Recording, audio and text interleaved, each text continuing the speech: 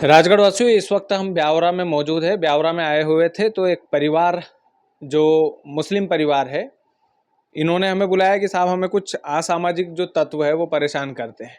बाबूजी के सर पर चोट का निशान आप देख सकते हैं। अभी अभी इनका इलाज चल रहा है। अभी वर्तमान में इनका जो परिवार है वो कहीं ना कहीं दहशत में भी है, क्योंकि हरकतें इतनी ज़्यादा असामाजिक तत्वों के द्वारा नीचता वाली हरकतें की गई कि कैमरे पे बताना बड़ा मुश्किल है। लेकिन फिर भी साधारण शब्दों में आपको समझाने का प्रयास करता हूँ। आपका घर है, आप रह रहे हैं, बहन बेटियां सब लोग रहते हैं। यदि कोई असामाजिक तत्व आपके घर के दरवाजे पर बाथरूम करने के लिए आए और एक बार नहीं, दो बार नहीं, बार बार आए, तो फिर आप क्या कहिएगा?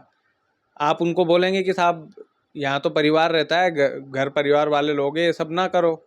तो वो वाली चीज़ें इनके साथ हुई है। मैं चाहता हूँ कि आप बीती बाबूजी से ही सुने हम। सबसे पहले बाबूजी, आपका नाम क्या है? इलियास बेग। अच्छा, क्या करते हैं आप बाबूजी वैसे? मैं रिटायर हो गया था, ड्राइवर था। अच्छा, ड्राइवर थे आप, रिटायर हो गए। क्या क्या कुछ घटनाक्रम हुआ आपके साथ? ये सब गली में सामने दरवाजे के बाथरूम करते थे, पहले आगे सड़क के करते थे। हमें कोई परवाह नहीं थी, सालों से कर रहा। वो बेचारा किराएदार खाली करके ही चला गया।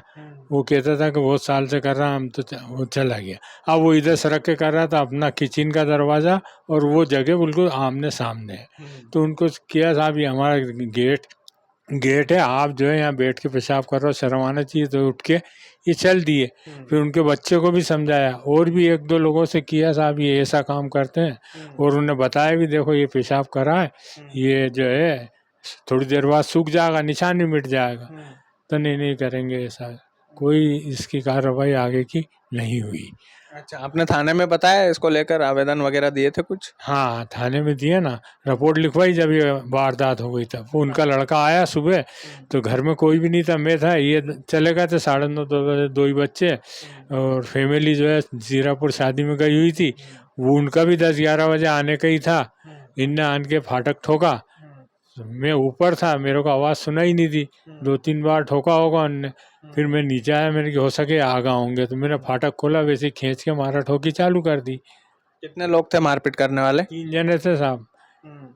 शहजाद और अदनान और अलीम। अच्छा, ये 3 लोग थे। और उनकी औरत भी आई थी, उन्होंने भी लठ उठाया था। तो मैंने वहाँ लिखवाने किया, तो इनने कि उनने मारा तो नहीं ना। मैंने मारा नहीं, उठा तो लिया था। तो क्या रहने दो, उन्हें क्या ये वो ऐसा करके उन्होंने नहीं लिखा उनका। अच्छा, अभी आपको पुलिस प्रशासन ने कुछ आश्वासन दिया है इस पूरे घटनाक्रम को लेकर?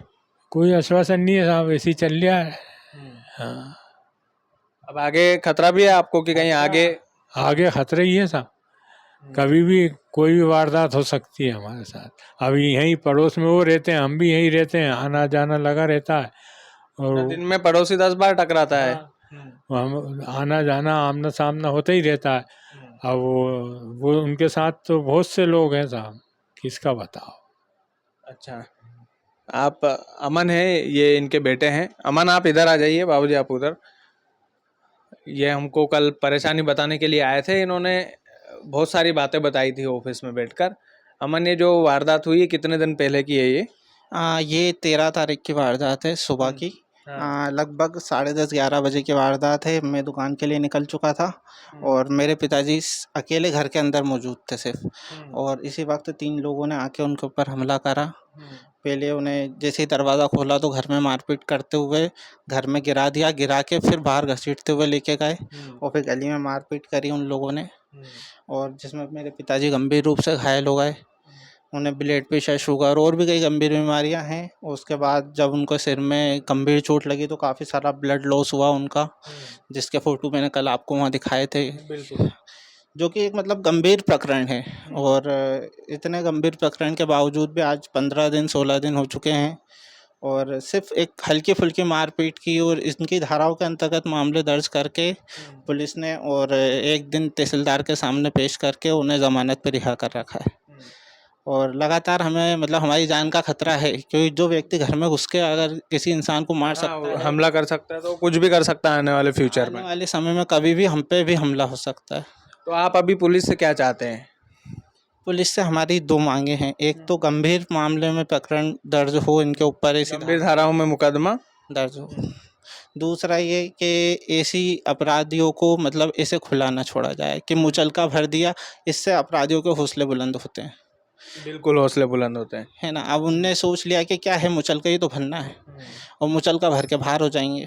अभी 15 दिन से वो मुचलके पे बाहर हैं, सीना तान के घूम रहे हैं, और हमारा पूरा परिवार डर और खौफ में जी रहा है।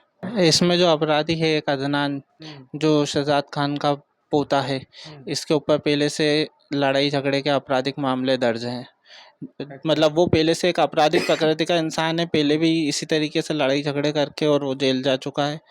और इसके बाद वही मुचलके की कार्रवाई और थाने की कार्रवाई के बाद छूट गया, और आज फिर वही वापस अपराध की दुनिया में है। अच्छा, मतलब पहले से आपराधिक किस्म का आदमी है वो। हाँ, अपराध पहले भी कर चुका है वो। और इस तरीके से जैसे पुलिस की कार्रवाई हुई है, जो जिस तरीके से हल्की फुल्की धाराओं में, इसके बाद और हौसले उनके बुलंद हो गए। आदतन अपराधी है तो आने वाले भविष्य में खतरा तो है। हाँ, और ज़्यादा अपराध कर सकते हैं, और हम पे तो खास तौर से नजर है उनकी। नज़र है उनकी। और मतलब हमें इसी चीज़ का डर है कि दोबारा से हम पे फिर हमला ना हो जाए। क्योंकि कुल मिला के ये है कि देखिए, एक जवान बेटा जो अपने पिताजी की इस हालत में कि कोई किसी बेटे के सामने या पिताजी बैठे हों और उनके साथ मारपीट हुई हो, तो उस परिवार पर क्या बीतती होगी। दूसरा सबसे महत्वपूर्ण है कि आस पड़ोस की लड़ाई का मामला है। पुलिस इसको हल्के में ले सकती है, लेकिन आप सोचिए कि पड़ोसी का 10 बार टकराना होता है आपस में। तो ये लोग यही चाह रहे हैं कि साहब आप कुछ मत कीजिए, आप उन पर गंभीर धाराएं लगाइए, इनके ऊपर जानलेवा हमला हुआ है, आप सिर देखो अमन, एक बार उधर सिर दिखाओ। ये जो सिर में चोट इनके आई है, सोचिए अगर ये चोट और गहरी हो जाती, इनके साथ कुछ हादसा हो जाता, इनके साथ कुछ ऐसी चीज़ें हो जाती खुदा ना खास्ता, तो फिर कौन जिम्मेदार होता उसका। सीधा सा ये ब्यावरा का कौन सा थाना लगता है? सिटी थाना। ब्यावरा सिटी थाने के जो थाना प्रभारी हैं अभी शिवराज सिंह सर आए हैं, उनसे उम्मीदें भी हैं बहुत सारी। हम चाहते हैं कि आप जो है, ये फ़ोटो में लगा दूंगा, बिल्कुल लगा दूंगा, आप एक बार कैमरे पर भी ये फ़ोटो देखिए। ये हालत थी, पूरे खून से लथपथ बाबूजी थे उस समय, और फ़ोटो भी मैं लगा ही देता हूँ स्क्रीन पर, आप मुझे भेजिएगा। लेकिन सीधे तौर पर एक बात है कि एक बुजुर्ग के सर पर हमला होता है, 3-4 लोग आते हैं, इनके साथ मारपीट करते हैं, महिलाओं को लेकर आते हैं। आस पड़ोस का मामला हो सकता है, लेकिन किसी व्यक्ति को ये अधिकार नहीं है कि वो किसी पर जानलेवा हमला कर दे। कानून का काम है कि ऐसे प्रकरणों को गंभीरता से लेकर इस परिवार को सुरक्षा मुहैया भी करवाई जाए, और इस बात की एश्योरिटी दी जाए कि कभी भी भविष्य में इनके परिवार पर कोई भी व्यक्ति जानलेवा हमला नहीं करेगा। अगर ये श्योरिटी ब्यावरा पुलिस देती है तो कोई बात नहीं, अगर ये श्योरिटी नहीं देती है तो फिर भविष्य में इनके साथ कोई खिलवाड़ होगा तो जिम्मेदार कौन होगा। ये वीडियो इस बात का प्रमाण होगा कि यदि इनके ऊपर भविष्य में कोई भी हमला होता है तो आप समझ लीजिएगा कि इसकी जिम्मेदार कानून प्रणाली भी होगी हमारे ब्यावरा की। हम चाहते हैं कि ब्यावरा सिटी थाने के टीआई साहब इस पर उचित एक्शन ले। बाकी आप लोग वीडियो को ज़्यादा से ज़्यादा शेयर कीजिएगा। चैनल यदि आपने सब्सक्राइब नहीं किया है तो प्लीज़ कर लीजिएगा। बहुत बहुत धन्यवाद।